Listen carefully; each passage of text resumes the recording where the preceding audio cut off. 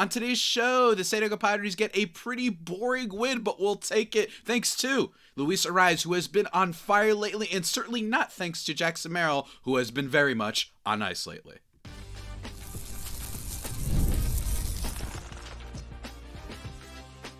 You are Locked On Padres, your daily San Diego Padres podcast. Part of the Locked On Podcast Network, your team every day.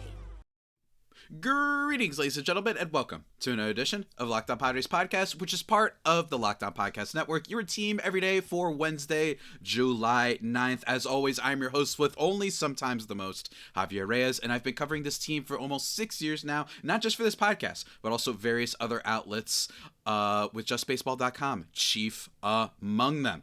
You can go check out that site. It's a great one. You can also check me out on socials at Javipeno, Javiipeno, on Twitter/X and Blue Sky. Thank you for making us your first listen every day. And for today, we're going to be talking about last night's game between the Padres and the Diamondbacks, giving my thoughts on what was an otherwise game that doesn't really have too many notes on it, for being totally honest. But we're going to talk about that. We're going to talk about Robert Suarez being named an all-star replacement, and then Jackson Merrill. What's wrong with the lad? He's been pretty bad for a long time now. We got to talk about it, guys. So let's get into it. Yesterday's game, the Padres win by an imposing, a dominating, a fantastical score of 1-0. First thing, Luis Arraez, the only hit of the game that ended up battered, and it is a home run, a solo shot into that little porch area that he loves so much out in right field, 375 feet. Look, Luis Arraez, let's talk about him really quickly. He has been excellent for a decent amount of time now. Now, don't get me wrong. We still have a lot of questions about the lad. We still have issues with his defense. We still have issues with his speed on the base paths. We still have certainly issue with his batting and the fact that he swings at too much stuff sometimes, right? But overall, he's up to a 109 WRC plus on the season. And most importantly, over his last 15 games, he is slashing 356, 406, 475. That's good for a 155 WRC plus. He's coming around. And this is the version of Luis Arraez that we were hoping for before the season started. Right, and I thought that we would potentially get this because of the thumb injury that he had last year, still being a 106 WRC plus player, actually 109 WRC plus player, and that's what he is right now. I'm hoping he's starting to finally break out, I guess. And this isn't the type of player that I would have thought would be a hot and cold or even just a delayed slow start to the season, but maybe that's what's happening. And if that can be the case, then folks, Luis Arraez is going to be a really nice bat for this team, because remember, we have questions about Bogarts, we have questions about Tatis and Merrill and all these guys, right? But what I love is moving him around the lineup a little bit. I think has maybe helped him. I don't like batting him second, but he did hit the one solo shot yesterday, so I can't complain. Maybe it just depends on the pitching matchups, right? That could totally be a thing. Maybe if there's a lefty on the mound, they decide to hit Arraez second or third or fourth or what have you, right? Even though yesterday was Merrill Kelly. But bottom line is Arraez has been really good lately, and I don't want to get too excited that this is going to be the 2023 version of Luis Arraez, or even the 2022 version of Luis Arraez. But what I do like as well is that he's been walking, he's been seeing a few more pitches. That's the key with him. He doesn't have to be, Fernando Tatis Jr.'s walk rate. He doesn't have to be Freddie Freeman. He doesn't have to be any of those guys who just take a bajillion walks that we love, Juan Soto or anything like that. But what he does have to do is have it a decent amount to offset the lack of slug. And I think he's been doing that lately. So shout out to Luis Arraez. Great stretch for him, and hopefully it continues. Again, I'm not saying he's back, but I am putting it out there that maybe we could start talking about it, because this isn't just a few games now, 15 games, and it goes further. I just decided to limit it to that sample size. So good stuff from our guy Luis. We need you very much, man. We need you to be the table setter. We need you, man.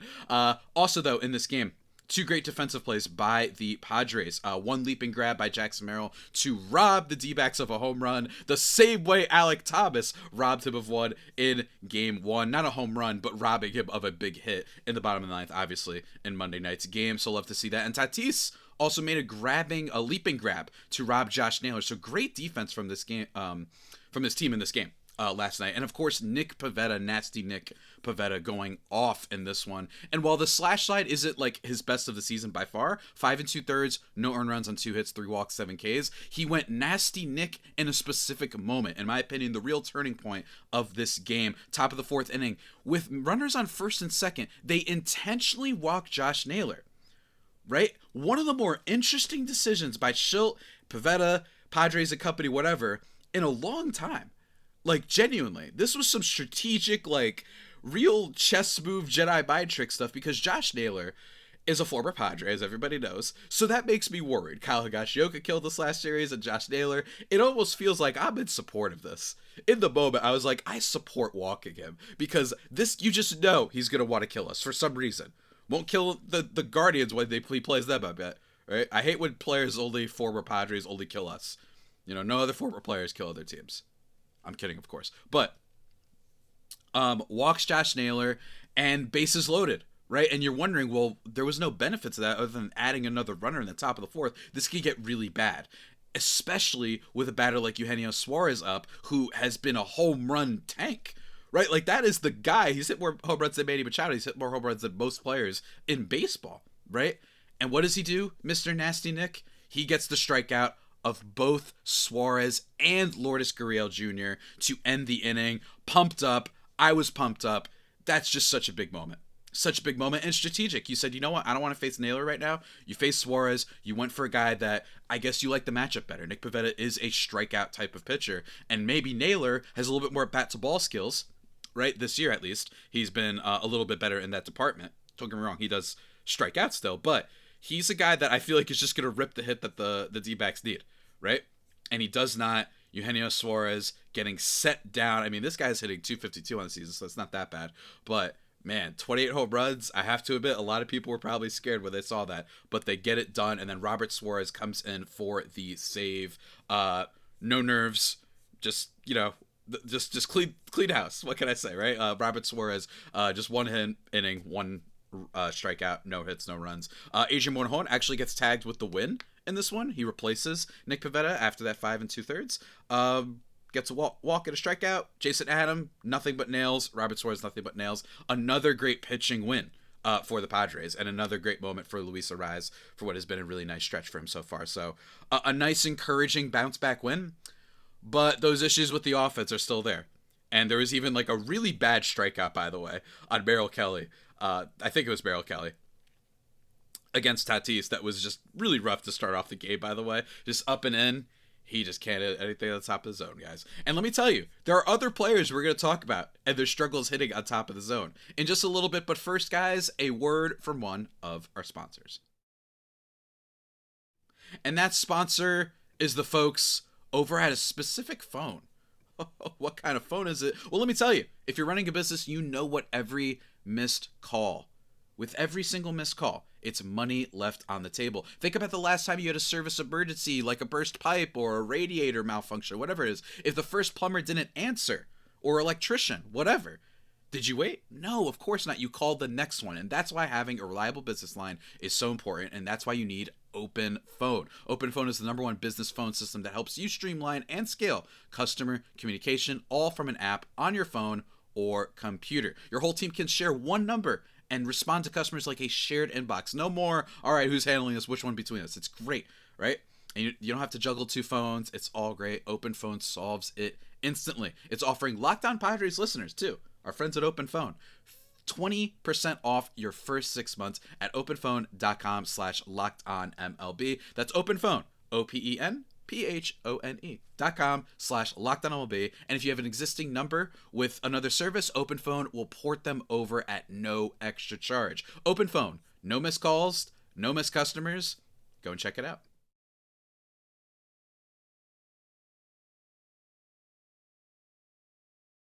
And just like that, everybody, we are back thriving and vibing into the second segment of the show. Thank you for making us your first listen every day. And as always, you can follow me on Twitter/X and Blue Sky at Javipeno, JAVIIPENO.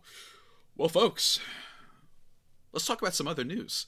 We had Tatis and Jason Adam get named to the All-Star reserves. That was great. And we got Robert Suarez announced yesterday as replacements for Mr. Chris Sale, who is hurt in the game. So once again, the Padres just dominated Chris Sale. You know what I'm saying? Love to see it, of course, especially from those playoffs. That's a callback to that, folks. Actually, did they dominate him? I don't remember. Did they hit Chris Sale in the playoffs? Who the heck did they face? I know Michael King was just better, but I forgot what it was. But anyway, that's besides the point. Robert Suarez being named an all-star. Look, I think the way I view this is this. There are certainly some other relievers that in terms of raw stuff and merit might have been more deserving in some world. Like, definitely. And Robert Suarez has been really bad over the last month or so. Last couple weeks, whatever. Like, he has struggled. And we've talked about him on this show where I did kind of have my worries about him heading into the year. However, my worries are not like this guy is going to be Wandy Peralta now. This guy's going to be atrocious. I'm just worried that this guy is going to be the ultimate 100 or nothing guy who gets absolutely lit up, or he's striking out 3 and you're just watching, a fireball. And I think besides all that, Robert Suarez is just one of those guys that, I want to see in the All-Star game. Right? Because of the velocity, because of the heat that he can throw. And sure, that's some incoming bias, but I just think that in an all-star setting, don't you want the guy that throws super hard? And by the way, that could go the other way around. Because not only will you get some 100-mile-per-hour challenges down the zone of the All-Star game, potentially, against everybody's favorite players and best players in the sport, but also, if they make contact with him based on what we've seen this year, it's going to be a nuke, right? Like, he might get absolutely lit up. So either way is entertainment. So that's what I'm saying. You know what I mean? That's in support of Robert Suarez. And in general, he does have a lot of merit too. Like, I'm not taking away everything from him, right? He's tied for the Major League lead with 25 saves, now 26. He's posted a 3.82 ERA so far. But in fairness, striking out 40 hitters and 37 2/3, that's not the greatest strikeout rate in the world, but he also just walked 12, right? So he has just been a guy that I think has been really blown up as of late, but he's overall not this bad pitcher. I want to be very clear that when I'm worried about Suarez and think that someone could replace him in the role, that doesn't mean I think he's a bad relief pitcher. In fact, my theory about why people could replace him in the closer role is more because I just think that this Padres bullpen has a lot of good players. And if you like using wins above replacement, he actually has 1.6 this year, which is higher than all of last year, despite having a higher ERA and all that. I think that with Suarez, though, this is just a guy that you're really amped to have on the team, considering that at one point in this tenure, if for those who don't remember when he came off his injury after signing that extension, and he looked like he was a mess, it was worrisome. That much money for a reliever and for him to fall apart after just 1 year was scary. But no, he's been a lot better. And in general, look, I'm all in support of peripheral stats. Not even peripheral stats. Standard, front-facing, classic, dare I say, the rookie amateur, boomer stats, as some people will call them, for selecting All-Star. I actually one of those people, I don't really care about your defensive pedigree for All-Star. Obviously, I don't mind if other people do. It's one of the reasons Tatis made it. He's got great defense. He's got, great speed, all that stuff. And he's just famous. And that boosts his wins above replacement. But I'm not against people who are like, man, I like the guy who's hitting 270 and has 22 home runs. I don't care if he's bad on defense, right? Kyle Schwarber, although I'm pretty sure he's an all-star. That would be a good example, right? I'm all for the peripheral stuff.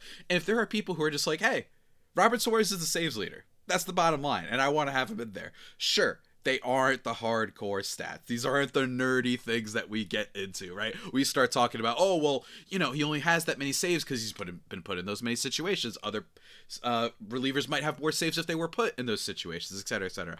I don't care, man. It's just fun. We got a fireballer in the All-Star game. And I think that Suarez, while I still am worried, right, I can still see him getting blown up. And I actually got a text from a couple people yesterday that was like, man, Suarez just started to make me nervous every time he's in. Yeah, in fairness, it was a one-run game last night, but I get it. And there is nerves around him. But it's still really exciting. So the Padres end their half season, let's call it, with 4 players being named to the All-Star. Manny Machado being the starting third baseman, Tatis and Jason Adam being reserves, and same thing for Robert Suarez. And if I had to tell you before the season, if any of these surprised me, I'm really not too surprised, right? Jason Adam, the most surprising out of all of them, just because of a 1.58 ERA is always pretty wild. But this is a guy who, past 5 years, he's got a 1.58 this year, 1.95 last year, 2.98 in 23, with the Rays, and then 1.56 the year before that. He's been excellent for a while now. You know what I mean? Like, he's been really good for a while now, and he's actually been even better this year. Higher strikeout rate, better FIP, right? He's not getting super lucky or anything like that. So I'm not really surprised. Is there's a player I'm surprised isn't on the All-Star team? Maybe you could have convinced me, Nick Pivetta, just because I predicted it. Right, Nick Pivetta not being on the All-Star team, which is fine. He might even be named as a replacement, especially after this really good start. Maybe he has one more if there's another injury. Maybe it could happen. And then Michael King, maybe a little bit surprising, but Michael King isn't right now surprising because he got hurt, obviously. So all in all, really cool. And me personally, last little, it's a rant. Really, I don't like complaining about All-Star snubs. It's got to be really egregious for me. So, for example, the Julio Rodriguez thing, below 700 OPS, and you're in the All-Star game, is that a little bit more name value and some defensive war, mumbo jumbo? Maybe, right? If you give me another replacement, I think I might be for it. If you told me Trent Grisham potentially should be in there more, I would be like, oh, I get it, right? That's one of the rare exceptions. But in general, I hate talking about All-Star snubs because my thing is like, guys, there's only a certain amount of spots, you know? And that's what's kind of fun about this is there's so much talent, you're going to leave someone off that deserves it, right? Like, that's just what's going to happen. And it's fine, right? There's no hate, right? There's nothing wrong with that. But I think that people often get really, really annoyed about it. In general, awards, being annoyed by awards, All-Star, MVP, I think is a little bit weird because at the bottom line, it's very like, who cares, you know? Although sometimes it does matter for the player because they might get a money incentive. I'm talking about as fans, as media, whatever. I'm not freaking out about these things. You know, I'm just not. And I think that most people feel the same way. Most people are like, yeah, this is not really worth getting upset about. So I wouldn't have been upset. The only thing that would have been weird is if, like, what happened back in the day where, for those who don't remember, baseball had a little bit of a problem with the fan vote. And, like, teams that just mobilize their fans really well. Like, the Kansas City Royals is the most famous one. That was back in, like, 2015, 2016, when the entire roster, including players who were, like, genuinely just bad, right? And they had a good roster, don't get me wrong. But some of the players that were just bad, like, made the All-Star and were elected, so MLB faced a little bit of a crisis. I still remember that. That was pretty fun. But all in all, forget all that. Forget who didn't make it. Forget who did make it. You know what I like about the MLB All-Star? That they actually try. Unlike those divas over in the NBA sometimes, man. Absolutely insane. And then in football, which, understandably, they don't try because of the injuries and all that. And now they just have All-Star weekend sort of festivities. And last hot take for this segment, as my voice cracks there, that was really bad. Don't tell anyone, but I kind of miss the All-Star game. The winner getting home field advantage. I don't know. It's just me. I kind of like it being its own thing and making it have even more weight to it. Sue me. I think it was a cool, unique thing that MLB had. You know, I do, but I don't mind anyone who hated it. But anyway, that's enough talk of All-Star stuff. I imagine we're going to talk about All-Star stuff, especially next week when it actually happens. So don't get me wrong, guys. We will talk about that. But we got to talk about Jackson Merrill, guys. The struggles that have faced Jackson Merrill as of late. I know you guys are looking forward to this. So let's not waste any more time. Just kidding. Got to waste a little bit more time, but in a good way, to talk about one of our sponsors for the show. And folks, that sponsor is the always fantastic FanDuel. Because with FanDuel, they don't waste your time. They want your time to be a thrill, folks. Because sports in the summer are in full swing always. Basketball, soccer, hitting off the golf tee, whatever it is, FanDuel is the best way to make every game even more exciting. You will waste no minutes, folks. Because they make everything thrilling, because you can get in on the game while your friends are getting sunburned at the beach with new daily promotions. There's all different parlays, all different sort of things that you can bet on, whatever you want. Make it, it could be a game-winning shot. It could be riding something into the ninth game. It could be those first runs in the first inning type bets. Whatever you want, FanDuel has got you covered. And if you're new to FanDuel, have no fear. New customers can bet just $5 and get $150 in bonus bets if your first bet wins. Open the FanDuel app today or visit FanDuel.com to get started. Go on and check it out.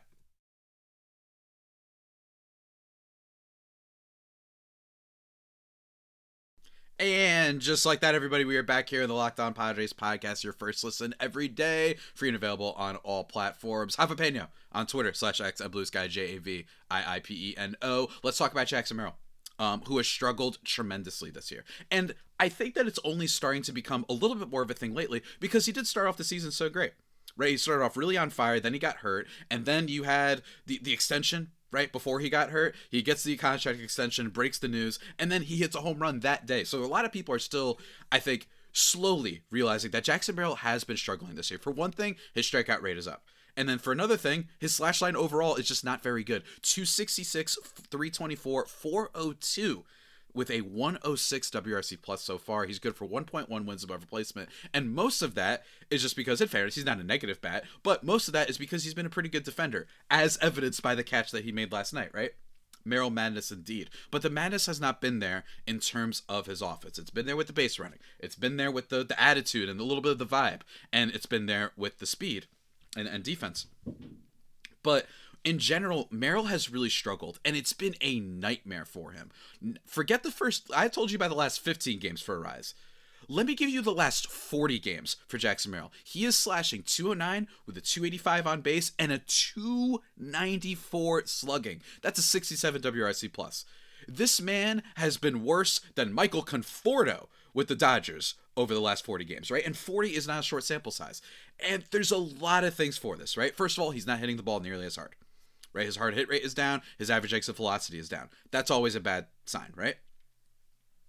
And I think that what we've seen is a player who is just hitting that classic, sophomore slump, right? And I think one of the things that I've noticed two things. High and outside seems to be his weakness. And I'm going to put this up on the screen in terms of where he tends to swing. High and outside is kind of what's hitting him in terms of in the zone, right? Yes, he's whiffing on a lot of stuff outside the zone too, and that's to come with him, right? Because this is a guy who does swing out a lot of pitches, and this was my concern about him heading into year two, which is that when you don't walk a lot, this is something that you can suffer with, right? So when you are a player like him who is whiffing at more pitches than he was last year, right? His whiff rate in 2024 was 20.5, right? This year, it's 27.2%. And what did he always do? He didn't take a lot of walks, and he chased a lot. 34.4% whiff rate last year. This year, it is 39.2, right? So when you are not taking too many walks, even if his walk rate is up just a little bit this year, when you're swinging as much as him, you might enter dry spells like this. That's just what happens. And high and outside seems to be the part of the zone that he's really, really struggling with. Not all on top of the zone, but high and outside. And what's interesting about this is that I just think that, this is not unexpected, and I'm not really all that worried about it. Am I worried about it for the season? Yes. But in terms of as a player as a whole, I'm not freaking out, right? Because, in my opinion, his bigger problem is just that he's young. And he has gotten robbed a few times, right? His ex-Boba discrepancy, which I love bringing up on the show, and I think it makes a lot of sense for a player like Merrill, right? 317 weighted on base is what he's got right now. 353 is what his expected is. So that tells me he's just putting together some really poor at-bats. He's swinging at the wrong pitches, more so than last year, right? That's been the big thing. And for a player who doesn't walk, that's a big problem, right? When you are whiffing as much as he is, and chasing as much as he is. Do I think he'll get it back together? I do. I just do. He's had, obviously, with the Woba discrepancy, he got robbed in Monday night's game. We've seen him get robbed before. I just think that, I think he's one of those players that, because of how he is, because he's such a baseball rat, right? He's batting in between games, or in between innings. He's hitting the cage as much as he can. I think that he's just in a bad spell because he's still able to carry the ball, which I think is almost sometimes even more important than just hitting the ball hard, right? Because if you hit the ball hard, you could just be hitting it into the ground all the time. And his expected numbers are still pretty good, right? He's got an expected batting average of 279. His expected slug is 484, right? That's good. But when you are someone who, as I talked with Michael Baumann before the season started, someone who makes homework harder, when you skip the homework, it's going to make the test a little bit harder, right? When you skip the studying. And in this case, the analogy relates to his walk rate and the fact that he swings at a lot of pitches. That's something that might always be part of his game, right? But you're seeing that teams maybe know how to attack him a little bit better. Don't throw him stuff inside. Don't throw him stuff a little bit low in the zone because he knows how to hit all parts of the plate. So just throw stuff outside, make him chase after it in the right situations, and you get what we're having right now. But overall, I just think that his bigger problem has been the whiffs because he's a player that doesn't walk too much. And overall, I'm just not freaking out because the data suggests he's getting a little bit unlucky, and he's a second-year player. This is what's going to happen. And in my opinion, for a player who can't produce, let's say like Juan Soto does, because Juan Soto, although this is a bad example, Juan Soto draws walks. So even when Soto, as he was earlier this year, swinging at the wrong pitches and not making the best contact, he still can fall back on the walks. Merrill, not so much like that. So you're seeing these situations in which runners are on base and he swings out a pitch first pitch and it's outside the zone and it's a pop-up, easy pop-up, right? That's the problem with him. So overall, I just think that that's the issue there. But I will say I'm less worried about Jackson Merrill than I am about Fernando Tatis Jr. because the former Merrill could just be the classic young player thing. I really am like chalking up most of this to that. The only thing that I will say about Merrill that is a negative is this is why I need everyone to calm down when it comes to players that are on this team that do well and you immediately want to extend them. You want to sign the best player available. Things change, right? And I'm not saying that they shouldn't have extended Merrill, whatever. I think in a vacuum, the extension's fine. I'm just saying, batters and pitchers, they get better and worse. You know what I mean? These guys are paid a lot of money to figure things out about other players and about themselves. So, look, they've got to be better. But this is, I think, the struggles of Merrill and Tatis, who we're going to talk about tomorrow. I think the struggles of these two guys is why I don't like it when people complain that the Padres' issue is depth. Because when you look at this Padres lineup as of late, Luis Arraez, on fire, right? We've talked about that. Luis Arraez, on fire. We've got Jake Cronenworth, really, really well lately. Manny Machado has been awesome all year. Gavin Sheets, nice pickup for this team, right? Like, it's Tatis and Merrill. If those guys are acting like stars, we're not talking about the struggles of some of those bottom lineup guys like Brandon Lockridge, Jason Hayward, whoever the heck, Bryce Johnson that they have playing down there. And that's been the issue with this team. I will say one thing that's been interesting with Merrill, and another reason why I'm confident he's going to bounce back, it's not a lefty problem. He's actually struggled with the swing and miss on the top right of zone against righties this year, right? In terms of WRC+, he's actually been a lot better this year. Last year, he had an 82 against lefties. This year, 147, right? Or I'm sorry, on the right side, he had 147. This year, against lefties, he's got a 105, and then righties a 107. So if anything, there's a side that he has improved in certain areas. He's just kind of forcing it. He's kind of looking for the big hit that's going to save him. And for the big hit that's going to save him to also get robbed like it was on Monday night, I just think this is a mental thing. I really do. I really do. And yes, he will go through stretches like this, but not like 40 games worth. I think he's just struggling because he's a sophomore year player. And I know I've repeated that like 47 times, and I need to wrap up today's show, but it's true. And that's how I feel about it, guys. But with that all being said, everybody, that about does it for today's edition of the Locked On Padres podcast, the only pod that may be better than the Padres themselves. Remember to subscribe wherever you get your podcasts from. Follow me on Twitter/X and Blue Sky at Javiipeno, JAVIIPENO. And look forward to tomorrow's episode. We're probably going to talk about Tatis' struggles and how I feel about him. That might take up the whole dang show outside the game recap. And I saw a little bit of a fun TikTok about Bryce Harper, Manny Machado, and Mr. Mike Trout and comparing them. And I'm going to have a little bit of fun talking about that, guys. So lots of fun on this show always. And until that next time, stay safe and, of course, stay faithful. My Friar Faithful homies, take care.